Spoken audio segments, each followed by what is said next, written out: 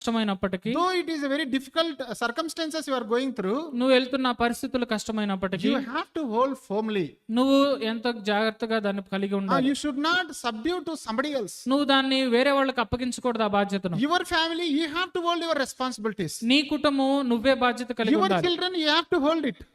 నీ పిల్లలు వాళ్ళ బాధ్యత నువ్వే Your కలిగి ఉండాలి. property, you have to hold it. నీ ఆస్తి నువ్వే బాధ్యత కలిగి Many ఉండాలి. times we give somebody else. మనం చాలా సార్లు వేరే వాళ్ళకి ఇస్తాం. That takes lot of our peace away from us. అది మనలో ఉన్న శాంతి సమాధానాన్ని The తీసివేస్తుంది. leader will always hold the responsibilities. నాయకుడు ఎల్లప్పుడూ బాధ్యతను కలిగి ఉండాలి. The leader will always spend time in prayer to get instructions from the Holy Spirit God. నాయకుడు ఎల్లప్పుడూ ప్రభు సన్నిధిలో ప్రార్థనలో గడపాలి, పరిశుద్ధాత్మ దేవుడి నుంచి సూచనలు సంపాదించుకోవడానికి. So they give very clear directions to the congregation. వాళ్ళు సమాజం మొత్తానికి కూడా ఎలా వెళ్ళాలో